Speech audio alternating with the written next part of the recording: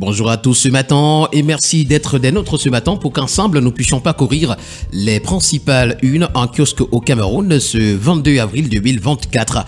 Et nous ouvrons cette édition de la revue de la presse camerounaise par l'hebdomadaire confidentiel qui s'intéresse à la gestion des ordures ménagères dans la ville de Douala et martèle que tous sont coupables. L'insalubrité prend des proportions inquiétantes dans la métropole économique. Acculée et accusée, la mairie de la ville de Douala jette la responsabilité sur Isakam qui se défend en brandissant sa riche expérience et sa capacité infrastructurelle. Malgré les efforts déployés par les deux parties pour améliorer la gestion des ordures ménagères dans la cité, la situation ne semble pas changer. Face à l'ampleur du problème, des thèses s'affrontent pour pointer du doigt la responsabilité des populations qui assiègent au quotidien la ville à la recherche du mieux-être. L'information ce matin, vous l'aurez en parcourant les pages 6 et 7. Promotion du mérite à retrouver également ce matin dans les colonnes de l'hebdomadaire confidentiel. L'honorable Célestin Kétianga sort le grand jeu ce matin des pages 11 à 12. Et puis Jeux Olympiques, les nageurs entrent en stage. Nous allons poursuivre cette revue de la presse ce matin avec le quotidien Mutation qui s'intéresse aux listes électorales et titre Regain citoyen. D'après le quotidien ce matin, l'engouement pour les inscriptions portées par les leaders d'opinion sur les réseaux sociaux se précise. Les enjeux ainsi que l'analyse nous sont présentés ce matin des pages 6 à 7. Nous continuons ce matin avec le quotidien bleu d'Aman Mana Le Jour qui parle d'environnement et s'interroge à sa grande une. Le plastique, est-ce une malédiction ? Des études scientifiques affirment que même recyclée, cette matière issue des déchets pétroliers reste dangereuse. L'information, vous l'aurez en parcourant la page 5. Recrutement en petite une, 12 550 places pour les Aigneges et Aignettes. Le concours d'entrée dans la nouvelle version des écoles normales d'instituteurs a été lancé par le ministère des Enseignements secondaires. Université de Yaoundé 2, le professeur Richard Laurent Omba installé. Et puis Cameroon Investment Forum, 200 milliards de francs CFA pour dynamiser l'import-substitution. Une autre interrogation nous attend ce matin, mais cette fois-ci à la grande une du quotidien Vert Émergence. Affaire Smith Douala. Où en est-on avec les procédures judiciaires? Fièvre jaune a retrouvé en petite une le risque de propagation jugée modérée au Cameroun.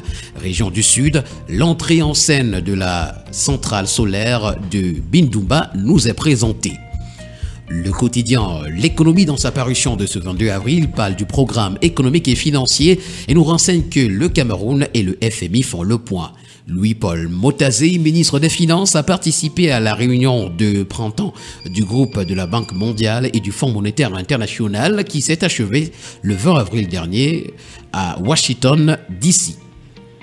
Pour le quotidien L'Info à chaud, on parle de l'interprétation d'une image quand le RDPC Conard, c'est le titre du journal. Le président du PCRN, Cabral Libi, avoue être attristé par cette image et déclare que sans doute c'est parce qu'il a été définitivement exclu du PCRN à la demande de deux autres pères fondateurs du parti, Massardine Albert Fleury et Wanfeyo William, exaspéré par ces indélicatesses qu'il rejoint notre principal adversaire politique.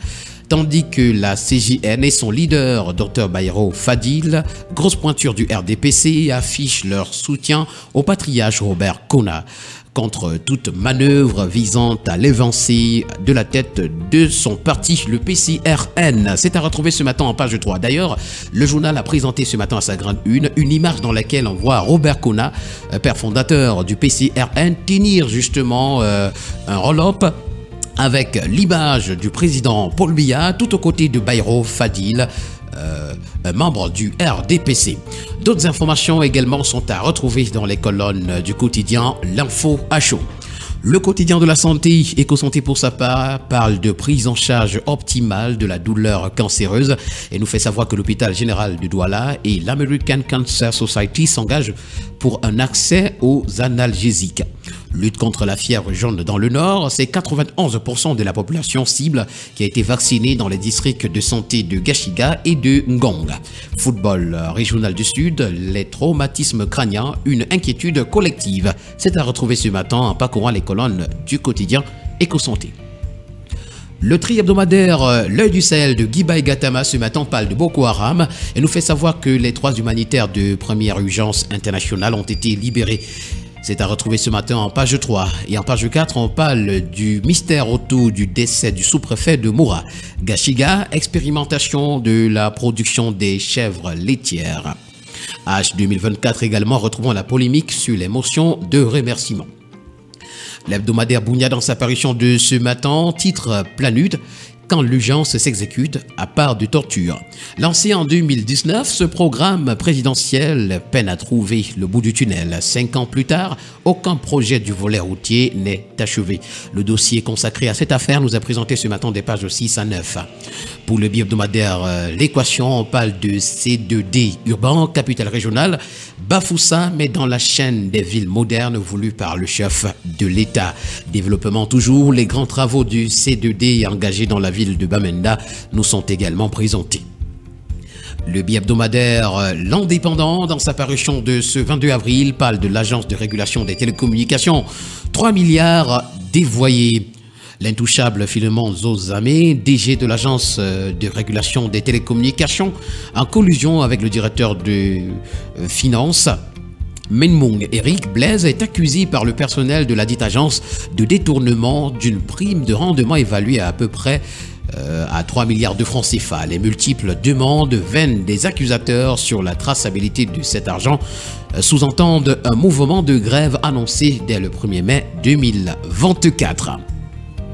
Le tri hebdomadaire Le Soir, dans sa parution de ce matin, parle également de subventions du H 2024 et nous fait savoir pour sa part que les fidèles musulmans expriment leur gratitude au chef de l'État.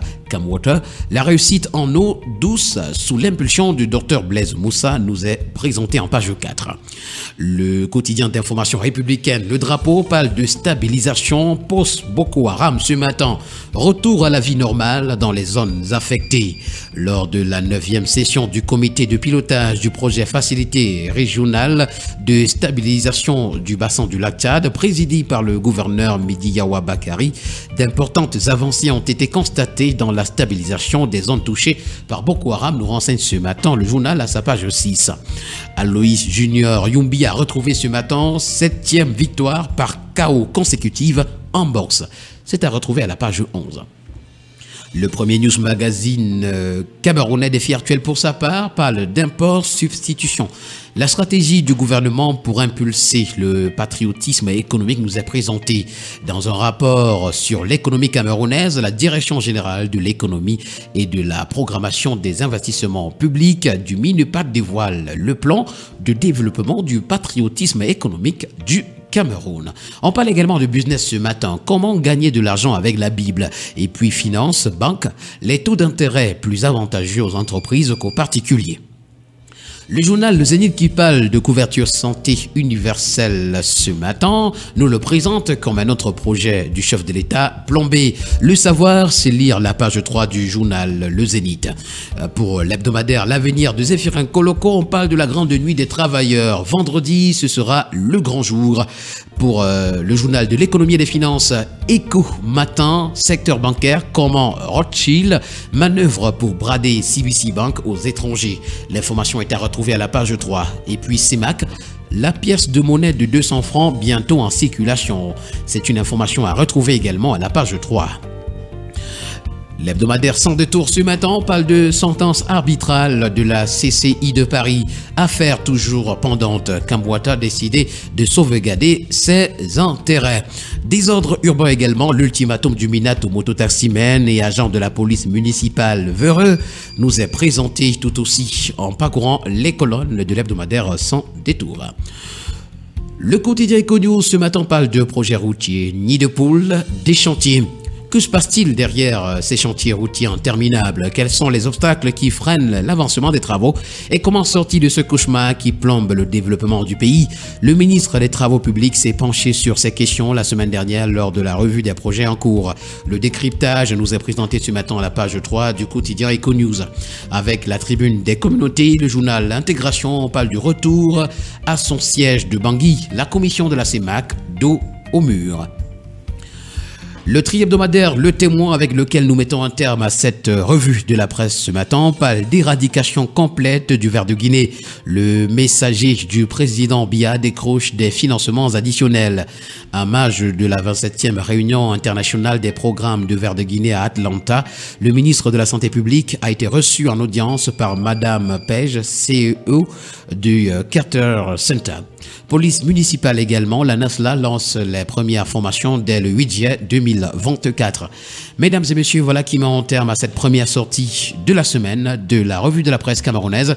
Merci d'avoir été des nôtres ce matin et surtout n'oubliez pas qu'acheter un journal, c'est participer à l'édification d'une société libre et transparente dans notre très cher et beau pays, le Cameroun. Au plaisir de nous retrouver demain pour une nouvelle édition.